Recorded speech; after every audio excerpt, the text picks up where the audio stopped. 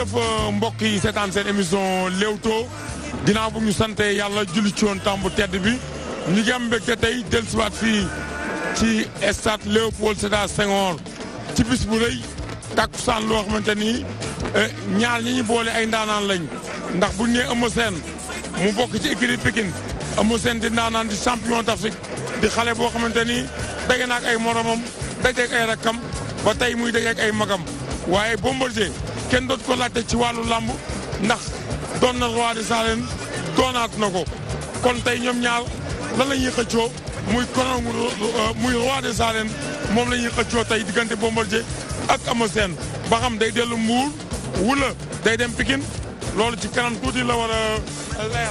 combat bi combat la boo xamante ni mbokk yi nañ leen ko toppal wan leen tuus wan leen lépp loo xamante bokk na ci wàllu làmb wan leen lépp loo xamante ba jëm na ci wàllu gàllaaj nañ leen ko wan tey bëgg nañ ceet ko géet ci ton lépp ni ak man ma wan leen loo xamante ni yaakaar naa di ngeen bég ñu àndandoo ak yéen àndandoo ak Diop ba daal di leen di bégal ci seen émission Leewtoo.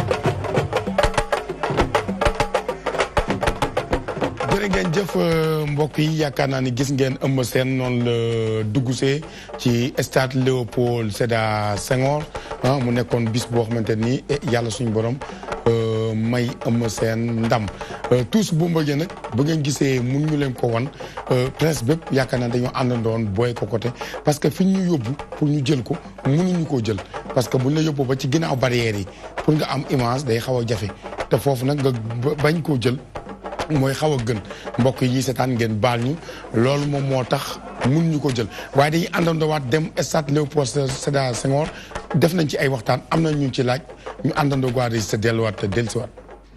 li xew kay ñëpp gis nañ ko ñun mënuñu filmer lenn ñu mel ni ay animaux nii jël ñu sànni ñu ne mënuñu sax am son ñu jël ñu teg ñu si ginnaaw barrière loolu fu ñu ko teg ñun ñëpp amul benn journaliste bu filmé à part ñoom kenn filmé wul dara. tey gis nga lii di xew.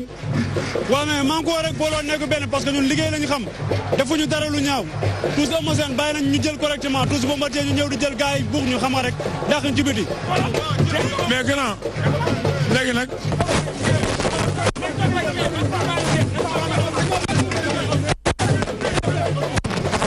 booy Tukurool ak yan bu diis kan mooy yan. yaakaar naa ni mbokk yi gis ngeen loolu moom moo xewoon stade Léopold Sédar Senghor mu dox bu ñu sañoon nag wane tuus yëpp mais làmb moo demee noonu des fois Pape Yalis jàmbaar la moom it ñu koy ndokkeel di ko encouragé parce que it gis nañu ren fi ñu yóbbu làmb gis nañu ren bi mu ñëwee façon bi mu wane. waaye des fois di nga dénk itam ñoo xamante ni duñu comprendre làmb boobu tension des fois de mais nañu yóbbu la ci ginnaaw ay barrières pour nga jël tuus doo am image boo xamante ni qualité la te télévision boo sañoon booy teg loo xamante ni boo ko tegee ñëpp bég ci wala ñëpp kontaan ci yaakaar naa ci kanam tuuti nañ leen dellusiwaatal ci combat yi nañ leen dellusiwaatal ci ñi nga xam ne gis nañ leen fa ñu waxtaan ak ñoom lépp loo xam ne jëm nañ ci wàllu làmb Pape Dialis ñu ngi lay wax ni làmb fi nga teg sa tànk foofu la jàmbaar nga wane nga bi nga ñuy am na foo yóbbu làmb Prince loo ciy dool en tant que sa mbokk promoteur bi organiser bis bu mel noonu. waaw Pape Thialis woo naa ko veille combat am encouragé ko ñaanal ko ma koy ñaanal li mu def ren bu déwénee yàlla na ko yàlla doublé parce que ku yokku rek da ngaa wàññi te moom yaakaar naa ne daa yokku ren la fi ñëw mais lu fi def nit mun na see teg loxo ma koy ñaanal mu fu mu teg tànkam foofu la bu déwénee na ko yokku. Intérêt lamb lay doon rek parce que 8000 licenciés moom kenn mënu leen tëgg mais su ñëpp jàppee promoteurs yi yokk mooy wax CNG sax dañ ko war a dooleel pour mu tëgg lamb parce que loolu vocation mi si la bokk waaw ñun loolu la ñuy ñaan di ko féliciter encore combat bi neex na am na organisation mais tam zoom pour lan la zoom pour man mooy fu la neex toog parce que tey ji su ngeen boycotté Bombardier tey xañ ngeen ko Prince xañ ngeen ko keneen ku nekk fu nga limi donc tam mënoon naa ñàkk te du ñëpp parfois lamb da ngay gis ko bëgg a buzz ñëw di si wax parce que ce reportage dama si gis koo xam ne mi ngi wax mais kooku waru wax si lamb parce que mérité wul sax am accréditation donc ñu bàyyi si xel déet non dafa am xam nga dëgg moom man moom fu mu nekk nii ku bañ ma wax la dëgg bul ma laaj dama change d'accord lu américain naan change dama change mais d'accord mo xëy na képp koo xamante man dama naan lamb amul ñun ñëpp benn lañ am déet Prince te yow sax noonu nga mel Baye Fall nga bu ñu dugg foofu. temps yi moom damaa jël Baye Fall bi teg ko ne. indi American nice. wala may American nice laa indi wóorul léegi ban dëkk ngay dem Kaffrine rek ngay dem ren. non bëgg naa dem Kaolack bëgg naa dem Ziguinchor. bëgg naa dem Fatick parce que Matar Ba mi ngi Fatick. bëgg naa dem Diourbel TV nga ko nar a àndal. bëgg naa ko samay bëgg-bëgg laa waxuma nag li may wax nii dama koy def mais lu ma nar la. loo nar nag yàlla mooy sotti. soit mu sotti wala mu bañ a sotti lu si am rek ñun de sant nañ ci waaw lu ñu dal rek dañuy yokk doole. jërëjëf kon mbokk yi dañuy àndandoo rek dem seetaan Bombardier Eumeu Sène. Kolda dañ fay dem te dellusiwaat incha allah. ñoom ñaar Habib ak leen seet ba xam diwu nañ wala diwuñu. waaye lamb rek kay gañe nag. rek lamb rek kay gañe. rek mooy gañe. ñaari doomi réew mi lañu. yàlla may ndam li demul Mali demul Burkina demul Nigéria demul Niger. félicitation ak courage doo nga fi ne. ay ci réew mi lay yem. il faut ngaari gaawal ñu ngi leen di présenté il faut ngaari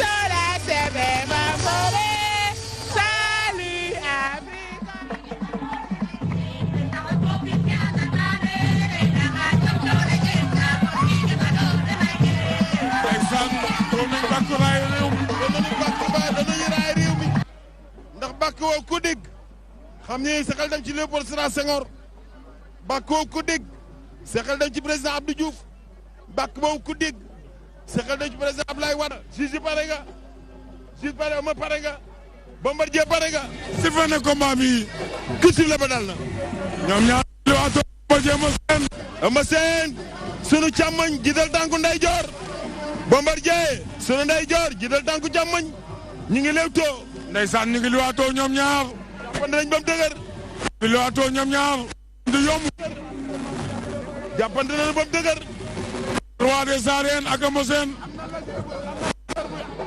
lan la buy daw Bombardier am na ku koy teg laser loolu la ñu gis laser bi mooy daw ci yaram Bombardier laser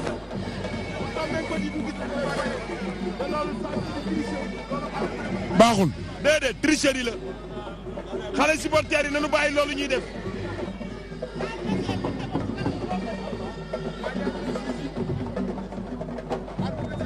abi su ma defaat na combat bi ñoom ñaar ñu ngi liwaatoo la gi saala ñu ngi lewtoo ñoom ñaar Eumeu Sène tànku ndeyjoor Bombardier tànku càmmoñ ñu ngi lewtoo ci kaw ñoom ñaar ñaari jàmbaar ndeysaan Bombardier Eumeu Sène le 28 juillet ci stade Léopold Sédar Senghor juillet 2018 ci stade Léopold Sédar Senghor ñoom ñaar ña nga jàppante baaraam ña nga jàppante baaraam seen ngi suul tànk bi daa mel ni ku bëgg a moom mu ngi sool daa mel ni ku bëgg a dem ak Bombardier jekk ñu ngi ni teg attention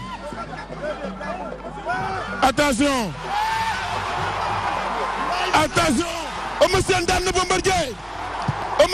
na Bombardier Eumeu Sène daan na Bombardier jël na ko jël bu rëy et sunu Samba Xoyaan bi daan na ko dégg na roi des arènes daan na ko jël bu rëy na laay day na laa dégg na roi Eumeu Sène daan na ko vraiment. jërë ngeen jëf sëtu Samba Xoyaan bi Eumeu Sène loolu la olof naan ku yàgg ci teen baag fekk la fa Eumeu doon na champion d'Afrique ci catégorie am Eumeu diggante Bargny Tëngéej bokk na ci dëkk yi mu jàngee mbapat jaar na mbapatu Lamsaar yaakaar na Ahmed Dem mi xam na li may wax làmb nag léegi moo bari ay gan rek ba boo waxee mais Eumeu dafa mbapat ci carrière am daan ànd ak Balla Beye numéro 2 bu ñëwee ñu ni Balla Beye 2 rakkam bi mu yàgg ci làmb yàggam bu amee ay tolof delluwaat toog gëm boppam Eumeu Sène rek laa mos a gis ci mbër mu am roi des arènes ñëpp ni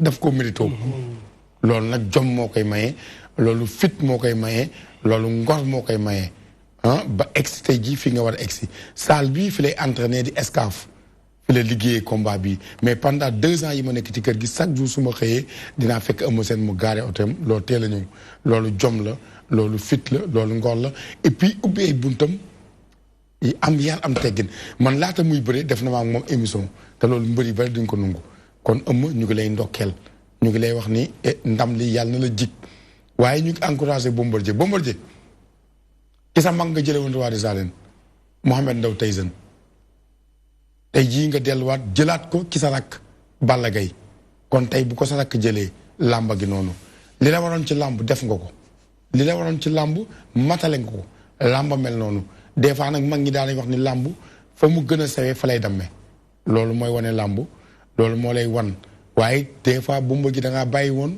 màmm da nga daan ñëw tey diree ku toog say tànk tey da ngaa sànni indi rek daw des fois del seetaat sa bëri parce que koo xamante ni bokku leen taay song sax moo na cee bañ a am yoon làmb moo mel noonu laata ngay ximmiliku ci lañ lay daan moo mel noonu kon Prince lan nga ciy dolli ci combat bi ak Eumeu Sène nouveau roi des arènes baaga Pikine ay bu mu bul jaar sax sama laam yi demal buur arène baa ngi Pikine roi baa ngi Pikine loolu dañ koy sante yàlla di ko félicité di si félicité Eumeu Sène parce que su ma juumul yàgg na ànd nax Moussa Dioum dem géej di daw yi ñuy daw nii na ma génneel arène bi ak Eumeu Sène fekk ko muy football Moussa Dioum man xam nga dama am réticence nii si ku ma xamul te da boobu supporter la comprendre nga Moussa Dioum di wax ak moom di tooñanteex moom mi ne ko bàyyi ma rek ma football comprendre Moussa ne ko saa yi aca bokk ça veut dire que ni après am na courage bu ko motiver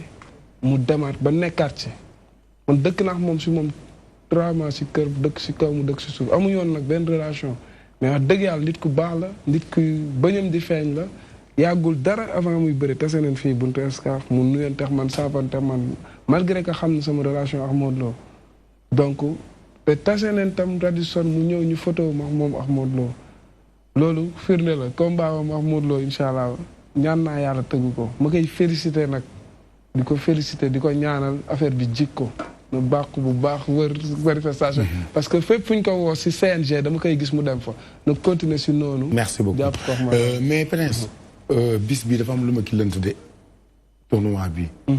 xaalis génn na de. parce que lii yomb génn ñu yorut xaalis ñu joxut xaalis sax ku mel ni armée dafa ñëwut du dañu yorut luñ ko jox mais dafa jotul pour ñu jox ko.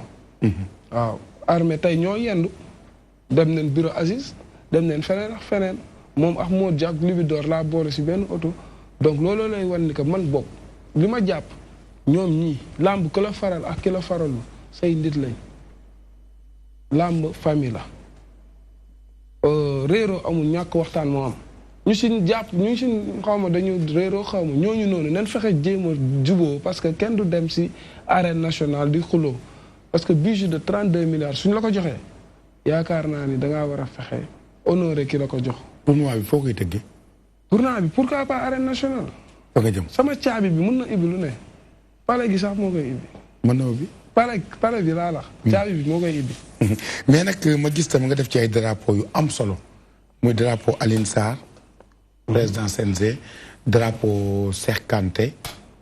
yooyu yëpp yaakaar naa ne drapeau As Ndaw directeur port drapeau Marème Faye Sall dina si am drapeau Matar Ba dina si am ak keneen koo xamante ne rek gis nañ ngay liggéey pour réew mi Mame Boye Diao dañ koy tuddee drapeau parce que li mu def dafa rëy. tournoi bi ñaata la ci xaalis. non loolu yëpp mën nañ ko bàyyi parce que tey jii li ngay fayee ko fii doo ko wax donc lu mën a ne mbëri kat bëgguñu wax ko wax seen cachet donc lu ma la mën a wax daal mooy. yóbbu na xaalis quoi tournoi bi. dama am ay partenaires ñun amuñu xaalis. mais am nañ xel am nañ jàng nañ nag bu jàng jotee damaa dem jàng am sama bac dem fac droit dem fac nit si sax dugg naa fa def fa ay fan dem ITECOM def fa sama formation jóge fa dem BM school management damay continuer sax sama jàng parce que mooy yoon jàng du doy.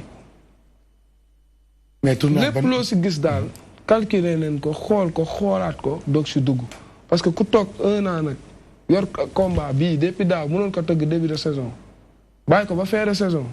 non am na loo nekk sa bopp lu ñu tënkoon du lenn lu dul Cheikh Bakayda mi nekkoon. d'accord mais lamb ji naa lambi politique la. lambi politique waaw nañ ko wax lamb. dama laaj toute la vie est politique. je fais de la politique maintenant. non dama laaj. waaw je fais de la politique. incha allah le 19 août je vais lancer mon mouvement. mu tudd Caabi buntu kër Modou Lo lañ koy defee ñëpp maa la si invité seen supporter nañ ñëw. képp kuy mbër dëkk parcelle soo si ñëwul banaa la. mbër bu dëkk parcelle te ñëwoo si loolu man banaa la. waaw sama bés la nit kenn du ko xeewal bésam. ban mooy njëkk dem combat yi ban mooy njëkk dem Caaka armée ñooy njëkk bëre mais Mamadi Ndiaye kañ la ak kii Mamadi Ndiaye ak Brise waaw su ma sañoon moom laay ibbee sama saison lu yàlla di def muy fële Kaffrine boobu da nga ko bëgg a def en direct incha allah lamb yi ñuy tëgg yëpp direct la DTV mën naa direct fu ne waaw Kolda leen dese maa ngi ñaan ñu gaaw dugg fa parce que fa laa dëkk fa laa jàngee école Saint-Charles mooy nuyu waa Kolda yëpp di nuyu sama mbokk soos yëpp di leen wax mbaari mandinkool ba kontaan ne baage kaba Kolda kata karanta ba sumundu kanjolon moom ansu ñam alaaji Kajali Sooli alaaji Jaabi maa ngi koy nuyu di nuyu waa Jaabi Kunda yëpp di nuyu waa Karabaan waa Xitu samay dëkk maam la waa Jooge waa Elenkin di leen wax ni maa ngi ñëw foofu porte à porte la ñuy def. mais tournoi bi loo ci nar a indi ci ay parce que gis nañ ni heure bu Prince tëggee am loo xamante ni indi na ko ci wàllu coppite ci lu bees bii lan ngay dikk mbokk yi amateurs yi nga xamante ni ñu ngi xaar Prince ci tournoi bi tudd Kele muy tournoi boo xamante ne Sénégal gépp koy xaar man tey yaakaar naa li ma jot ci ay coup de fil ndax tournoi boobu am na ndax confirmé na ndax nangam na mais tey lii yaakaar naa ni kenn dootu weranteeti loolu jóge nañ ci. bàyyi leen ñuy werante. non dañ dem rek yow avancé. man nañ werante. léegi fan lan ngeen mën a indi pour ñu bañ a tardé. un homme dépouillé de sa culture par son humanité. On dit que la culture. Non, on dit que la culture est si présente en homme. Donc, moi, là, je suis là. Qu'on ne peut plus faire la distinction entre ce qui est culturel et naturel. De ce fait, man, culture daf ma ñor. Ma koy wax man Boy Diaw dafa indi culture ci lamb ji lamb bi passé. Moom moo indi culture folklore. Moom muy politicien di directeur service fiscaux impôt su mënee indi culture rawatina man mii di sotti suñu njuru. Tournoi bi yëpp culture la culture et lutte ñooy ànd.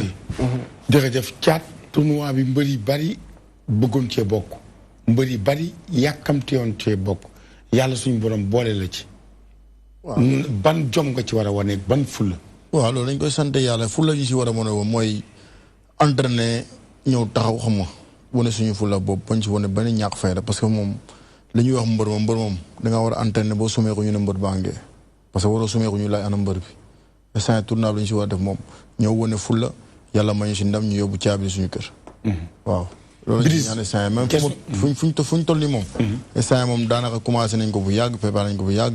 xam nga di si woo sama yaay booy ministre de la femme Adja Ndeye Sali Diop. Ndeye Sali bu gën a waaw maa ngi ko si woo bu baax a baax sama yaay la sama lépp di sant waa marché central nag di leen di woo ñoom ñëpp marché poisson foofu laay liggéeyee. di leen di woo ñoom ñëpp.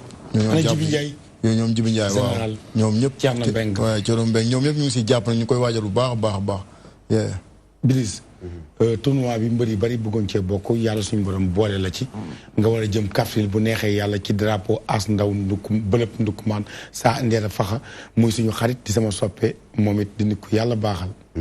waaw di santaat yàlla bu baax rek delloo lépp si loxo suñu borom nga xam ne suñu borom moom mu tudd si jàmm bi moom kenn mënu si dara la bu day am.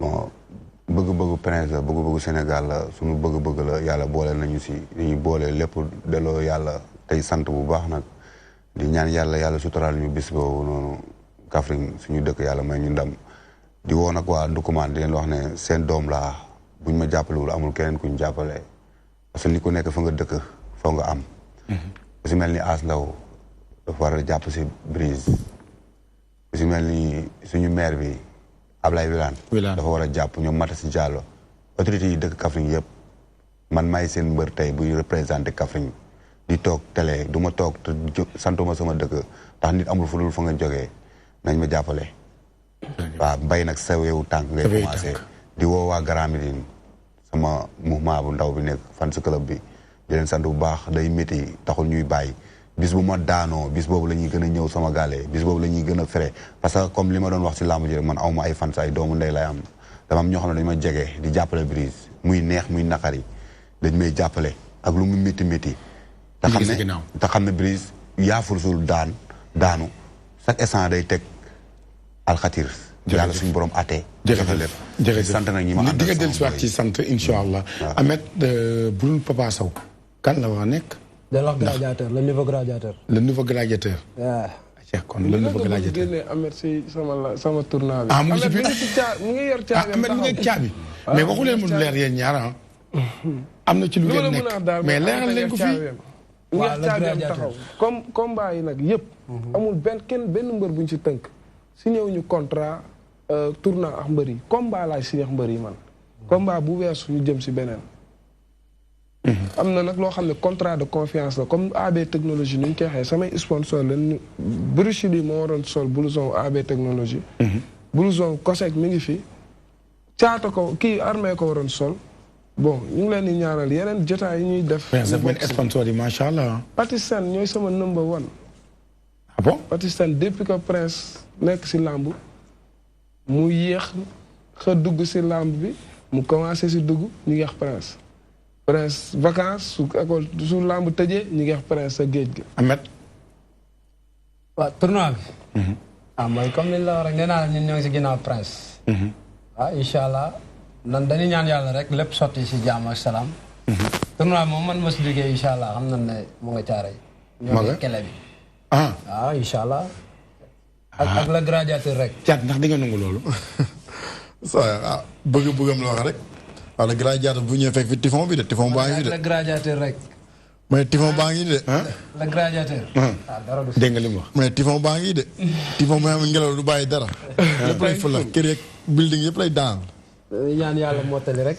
waaw dañuy ñaan yàlla mottali di wax waa Thiaroye yi nan préparé lool vraiment ñu mobiliser wu démb rek fan si club bi ñoo ngi doon di ootewaat pour mën a gën a waxtaan mën a sàmbalewaat pour ñëpp incha allah ñu préparé saison déwén bi. xam naa bala ñoo tàggatoo ci ngay indi drapeau bi. mais Thiat tey jii su ma la laajoon kaddu gu mujj gi ak lan ngay dénkaat say supporters. lan nga leen di waxaat. waaw kàddu gu mujj gi may dénkaat sama supporter mooy leen rek la xam nga di wax ñu gën a jàpp te ñoom mosuñu xaddi sax xam nga lépp lu ñu mun daal ñu ngi ko siy def suba ngoon guddeeg bëccëg ñu ngi si réunion di xam nga di may yedd saa su ne daal lu baax ñu ma koy wax lu bon lépp lu ñu ma waxal lu ma jëmloo kanam rek la xam nga di santaa suñu papa nag Boy Bambara. di ko ñaanal yàlla may ko wér yàlla may ko gudd fan. di wax ahlu làmb nag ñu gestu ko. di ñaanal Matar Ba.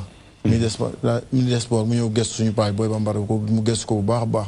xam parce que paa bi de nitu làmb la woon te def na lu lekk si làmb. mën na waruñu ko fàttee noonu. waaw di wax sama supporter na ñu préparé bu baax di wax waa kati karamba bi nañu waajal bu baax parce que instant yi moom lu jot na. combat bi di nga ki tukki am doo ki tukki. c'est le moment lu sama staff wax rek instant ñu ngi si tànk yooyu mais instant yi suñu staff lañ déglu parce que ñun instant yi. demoon nga États-Unis.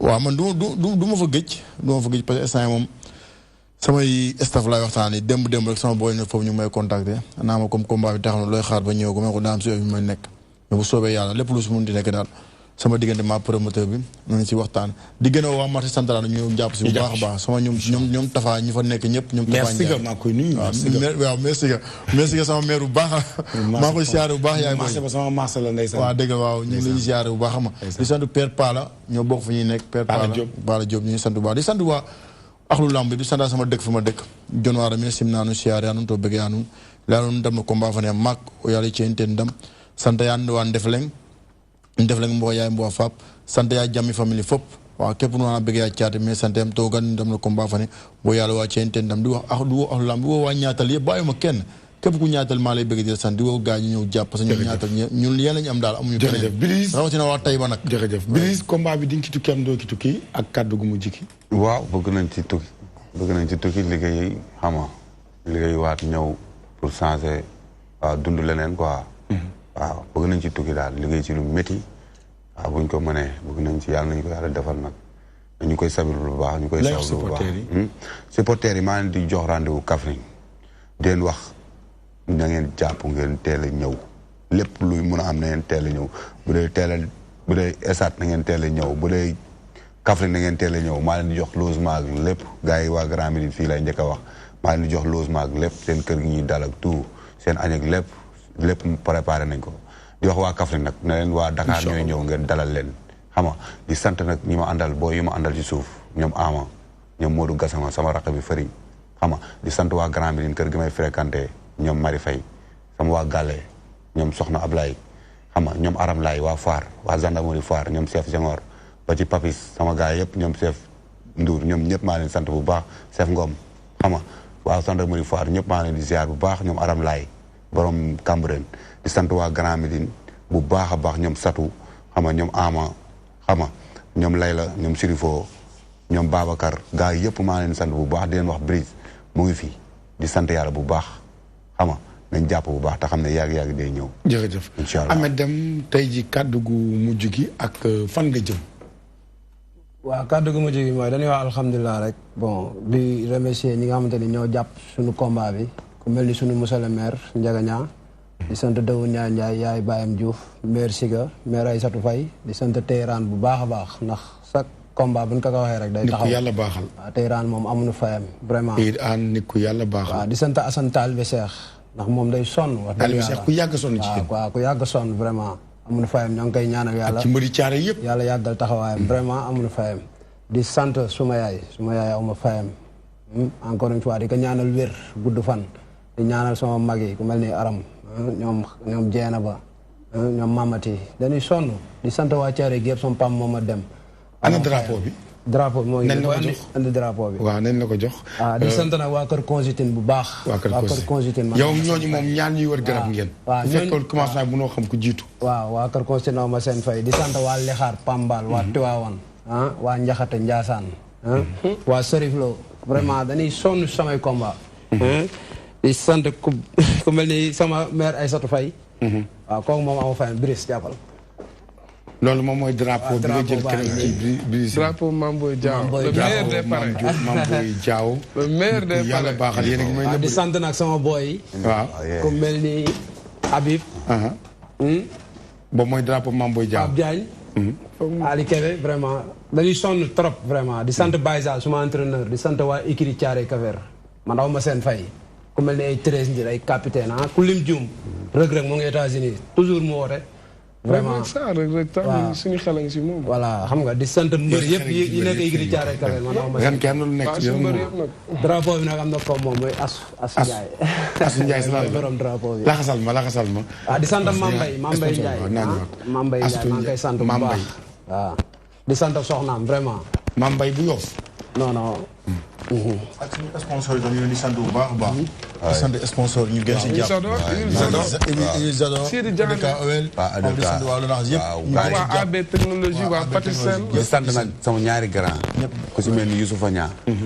Aline Badara. directeur Nabou Souker. maa leen di sant bu baax.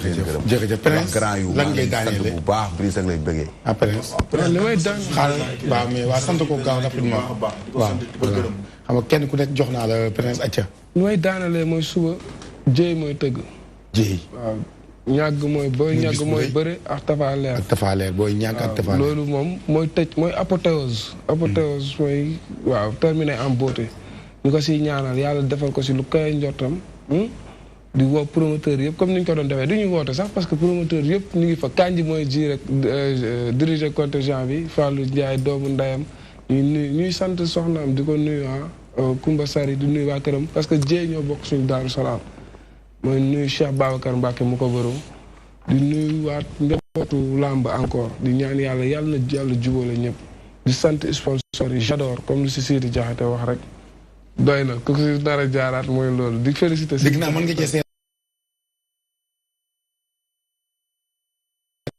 parce que doomu su réew ko moom lépp nga fa li ñuy tere rek leen di fa jaay mun nga fa sax sangu douche yi dafa set da ngay jàpp julli sooy tukki tu es à l'aise man nga xam ne damay tukki rek damay ñaan nag Kolda ñu gaaw am fa bu mag di wax waa Touba ñuy dem si EDK bi di fa jëndee parce que jaar naa fa restaurant bi tëj te loolu Touba la ñuy wax deuxième kii économique du Sénégal deuxième région économique wala deuxième gox bu économique bu gën a économique si Sénégal may ñaan yàlla Touba yàlla na restaurant bi ibbiwaat di wax population Touba ñuy dem di fa jëndee lépp lu ñuy def parce que sénégalais ko moom di sant waa AB technologie ñoo si gaaw di sant waa COSEC dañoo jàpp si combat bi ñu jóge di sant Patisen foofu suma kër la di leen wax pay chine day leen ko jënd Chocopin mooy copain wu xale yi ak copine xale yi di nuyu waa Sénégal yëpp di santaat ñëpp di mënumaa wax nag te boolewuma si Jokkel c'est un lutteur très disponible. Jokkel moom si la bokk. moom ak Wuli 2 la ñu boole woon.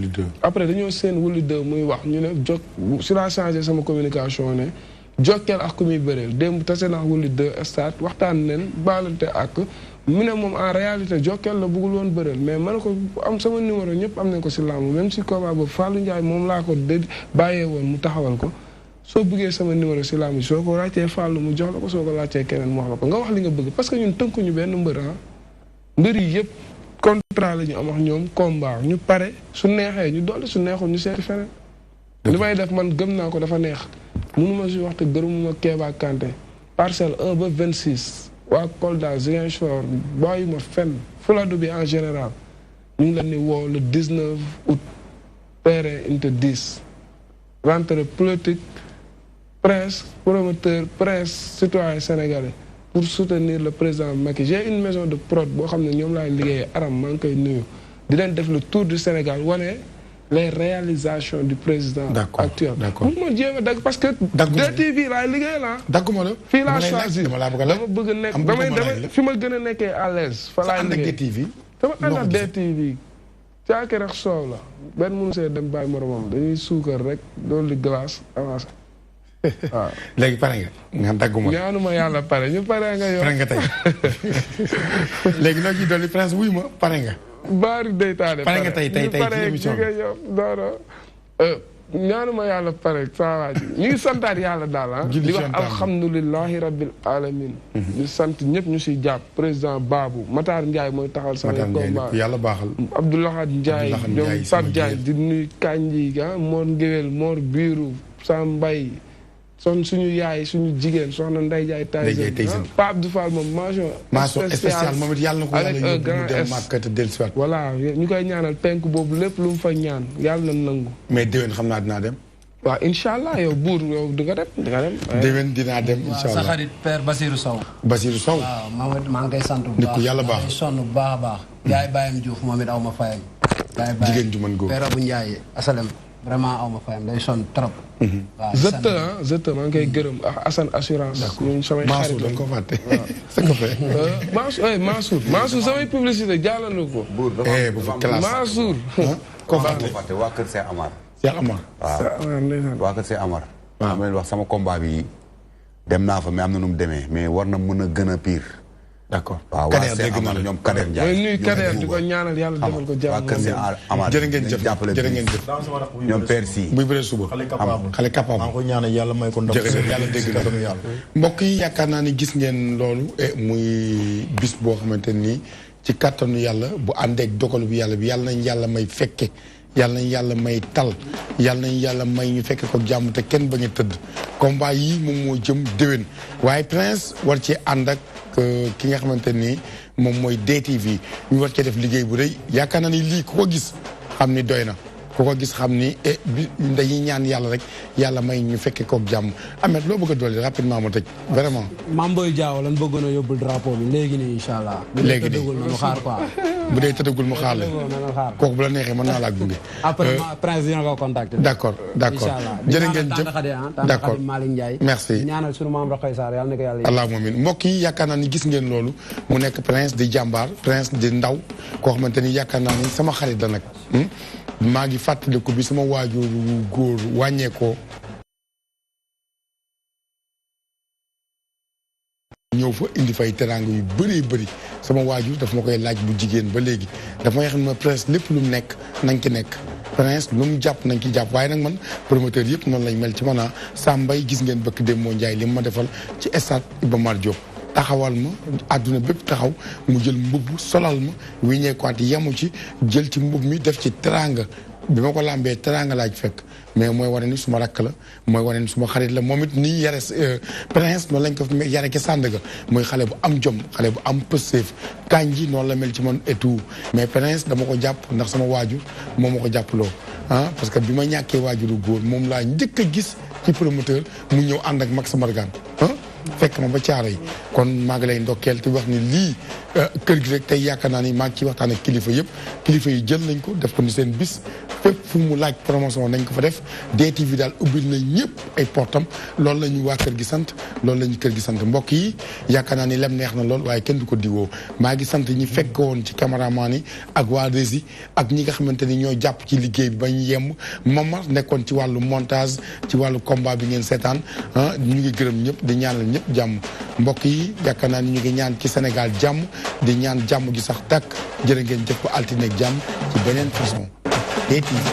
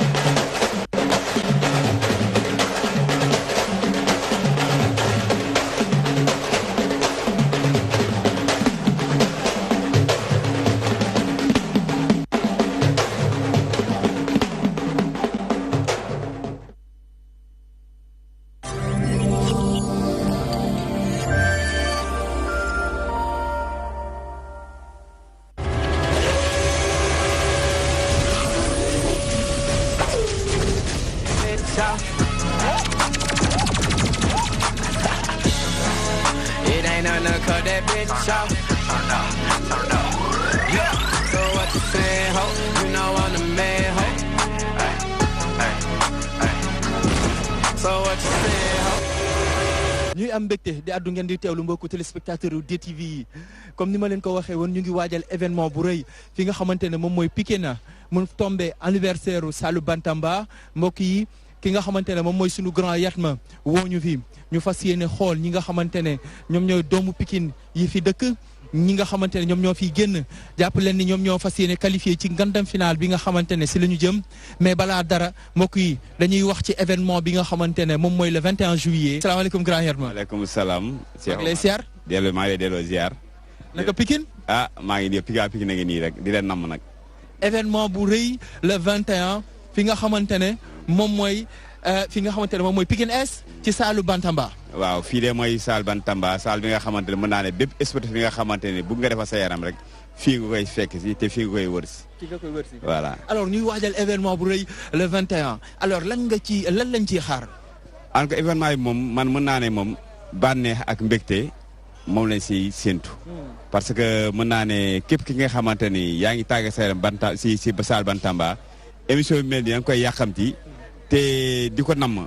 parce que je pense que am na ay jamono yu fi amoon si yeneen année yi passé Pikine Nord defoon na yu mel ni amoon naa si compétiteur bi nga xamante ni gagné woon na si bu ñuy tiré Pajero bi 4-4 bi voilà.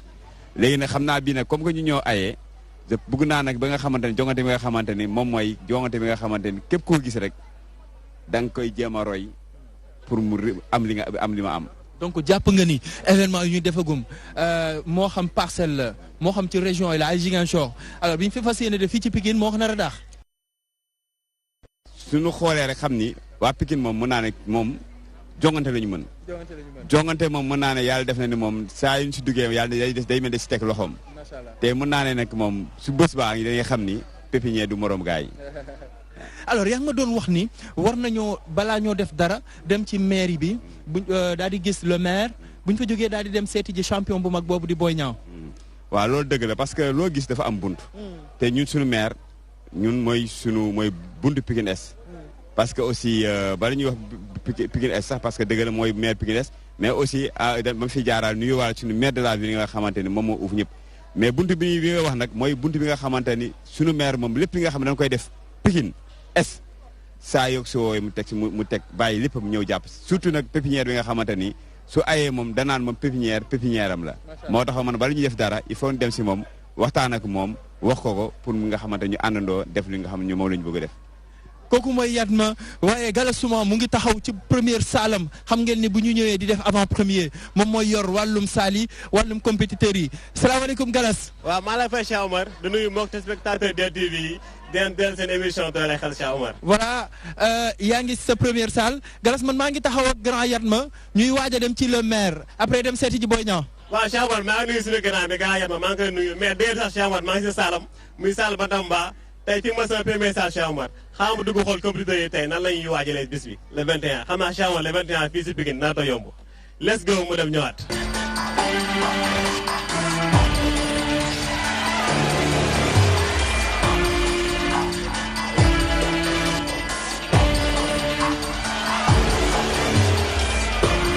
naka la. Sidi Ndior. ah mais le 21 loolu nar a gars yi. waaw mais le 21 xanaa gars yi waajal ko rek. fii moom Pikine la te fii mooy Bantamba. je crois que duñu d'accord nag kenn ñëw fi di fi def naka su dul noonu. ñaanal leen. non ñaan amu ci. kon ndam li fii la des Bantamba. du fi jóge sax. du fi jóge kooku moom see booy ñiy ñëw. nañ ko sóor en tout cas gars yi ñu ngi si préparation bu doy waar. et ñii ñëw tamit nañu sóor ne dinañ fi fekk ay compétiteurs. donc voilà le reste nag dañuy ñaan rek mais nag liggéey nañu lu war a tax gars yi gëm ne ndam di du fi jóg. ñu bàyyi la nga woo gars yi pour le 21. waaw le 21 daal maa ngi woo bépp bodybuilding la parce que gars yaa xam naa ne gars yaa ngi fii ci biir Pikine sportif yi nañu ñëw ñëpp ñoo xam ne ñii daal ce sont les amoureux de la fonte maa ngi leen di woo pour ñu ñëw fii fekkee au moins sunu événement bi nga xam ne bii ñun.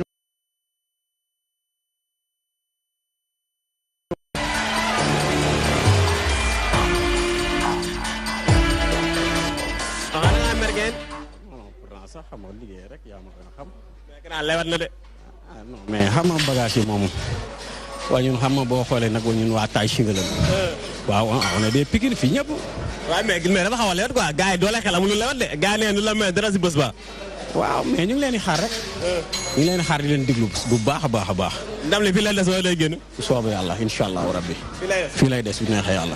incha allah gars yi nee nu leen may dara. yow taay singa yi ñëpp ay taay singa lan. dëgg la parce que Seydina Mouhamed te doon maye dara. te waaye xam na li may wax. billaahi wala xoolal taay singa yi ñëpp yaa ma gën a xam. ñu bàyyi la nga woote pour le 21. wooteel gars yi pour le 21. waaw incha allah ñu ngi woo ñëpp waa Pikine bi yëpp ñu ngi leen di woo xam nga ñu xam ni tamit seen doom ñooy liggéey xam nga ngir ñoom quoi bu wér a wér te tamit xam nga yaa ma gën a xam waaw. waa Cheikh Omar gis nga champion bi lu mu wax ah let's go ñu dem xool beneen champion ñëwaat.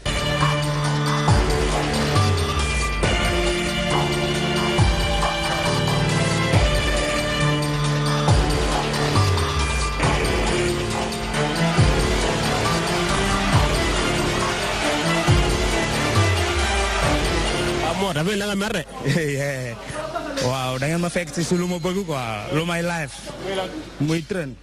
mais gars neen lu la may dara la 21. non gars yi maa leen mën. yow loolu noonu mu ne. non li ma yëkkati duñ ko yëkkati loolu gars yi xam nañ ko.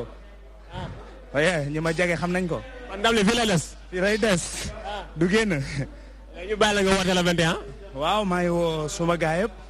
bon di woo bépp sportif rek. di woo. sama gars yi nekk Kaana ba waaw xam nga France wa réeva daal maa ngi woo ñëpp waaw. le 21.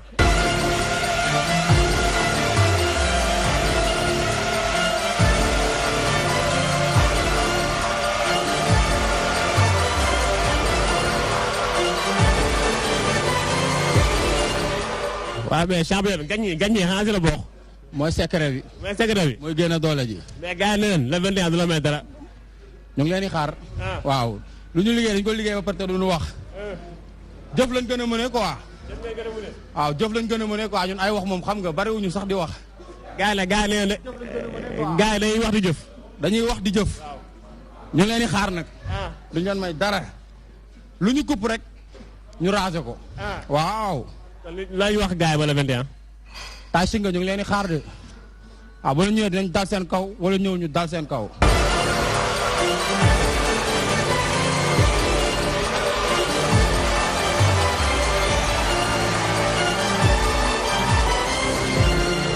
fii la des wala ndam li lay dem. yaa ma gën a xam Bantamba moom xam nga ne salle bu ko gën a efficace amul Pikine bi. waaw looloo fi ne. joxal gars yi rendez-vous ba le 21. mais le 21 gars yi naa la xamal dara de. ku guddee doo fi fekk dara ku indiwul doole doo am dara. waaw doole xel lañu wax. liggéey lu wóor récupéré bu baax. yaa ma gën a xam sant sëñ Tuubaa ca kaw ca kanam rek. dëgg la.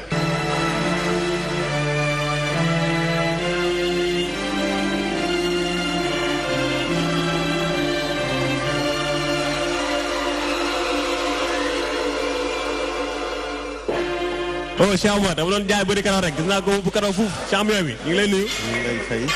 tur bi naka la. waaw man Michel laa tudd. waaw Michel affaire yi nooy la de gars yi ne nu leen may dara de bés ba. waaw compétition bi man maa ngi koy soog a yëg sax quoi mais daan nañu ma ko wax waaw dafa mel ni année bii passé waxoon nañ ma ko quoi mais boobu dama ko raté woon mais bii moom bëgg naa ci bokk. incha allah. est-ce que xam nga ne ay champion ñoo si nekk de. waaw compétition la parce que boo xoolee. ñi def sport donc ñoo ci bokk quoi comprendre en général mais bon comme compétition la dañuy ñëw rek pour participer waaw. mais ndam li fii lay des wala ndam li lay dem. non ndam li dañuy gagné incha allah. mais li ngay wax ni yomb na de gars yi la may dara de. dañuy gagné waaw gëm naa ne dinañ gagné quoi. waaw ñu baal la nga woo ñi ngay woo ba la 21. waaw ñi may woo mooy ñi ma dëkkal xam nga waa koñ bi xam nga waa secteur bi surtout waa Pikine waaw ñu ñëw participer. xam nga dooleel ñu quoi parce que compétition la xam nga foo la kafre xam nga bu demee noonu ñu ngi ñaan yàlla fekkee ko jàmm quoi.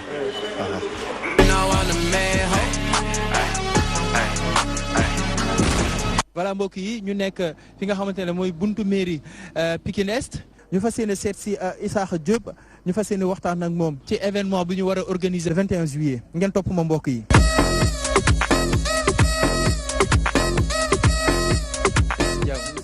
naka Pikine. waaw Pikine a ngi nii rek. mbaa lépp jàmm rek. lépp jàmm alhamdulilah. waa dooleeg ñëw seet si leen rek. kontaan si dalal leen vraiment di rafetlu aussi seen liggéey. macha allah merci. waxoon naa leen ko mbokk téléspectateurs yi monsieur le maire Issakha Diop la ñu seet si ñu daal di toog ak moom daal di yaatal waxtaan bi. voilà mbokk téléspectateurs yi comme ni ma leen ko waxee woon sànq ñu ngi toog ak monsieur le maire Issakha Diop mu nekk maire Pikine Est ñu fas yéene koo dalal ci seen émission doole ak xel comme ni ma leen ko waxee balaa ngaa dugg ci kër di nga jaar ci buntu kër ga mun na nga dalal équipe doole ak xel pour événement bi ñu jëm ñu bàyyi ko mu présenté wu daal di nuyu mbokk téléspectateurs yi salaamaaleykum monsieur le maire. maaleykum salaam Cheikh Omar ñu ngi lay nuyu di nuyu waa DTV di nuyu à travers votre télévision tous les Sénégalais.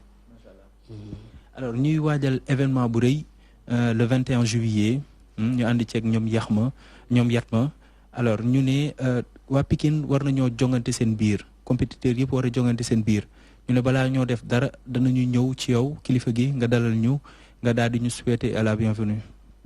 effectivement donc dalal leen jàmm fii si Pikine particulièrement Pikine Est donc am mbégte si tànn bi ngeen tànn suñu gox pour ñëw defee fii compétition bi donc mu doon compétition bu am solo boo xamante ne tey ñi nga xam ne yàlla dafa dogal ñuy tàggat seen yaram jaaree ko ci vraiment haltérophilie ak yu ni mel donc tey dinañ am peut-être cadre boo xam ne ni dinañ ci mën a jongante pour kenn ku nekk wane li nga xam ne loolu nga mënee te loolu dafa bokk ci li nga xam ne ni dañ ciy encourager jeunesse bi ndax sport dafa bokk ci facteur de régulation sociale yi nga xamante ne ni tey yu ëpp doole la nga xam ne tey ndaw ñi bu dee ñu ngi yëngu ci sport très souvent bëri na yeneen yoo xam ne dañ koy tere doo leen ci fekk donc ñuy bëgg aussi jeunesse bi yëpp ñu orienté wu vers le sport xam ne dina leen jàppale ci d'abord wér-gu-yaram mais aussi dina bokk ci li nga xam ne ni aussi mu ngi dina contribuer ci développement ndax sport vecteur de développement la parce que buñ ci gis rek peut-être partie distraction bi mais tey balaa développement bi di am wér-gu-yaram dafay am te wér-gu-yaram boobu noonu la ca ëpp doole sport ci lay jaar donc te jàpp nañ ne aussi domaine boobu nekk na domaine bu commencé yaatu Sénégal donc am ci ay professionnels yu bëri ñu mel ni yéen ñoo xamante ne tey ñu ngi ci développer seen i compétences pour nit ñi di mun di tàggat seen yaram mais di ko def aussi si anam bi gën. bu gën am na solo alors monsieur le maire keroog bu boobaa le 21 xam nañ ni boobaa di nga incha allah di nga ci taxaw nu mu waree alors lan nga mën a jox mbokku téléspectateurs yi comme loo xamante ne bu boobaa di ci jour bi dana nekk lu am solo. waaw bi ci njëkk mooy mobilisation bi mooy fexe ba population bi yëpp génn donc ñu adhéré si événement bi ndax doole ak xel lu am solo la donc te concept bi dafa am njëriñ.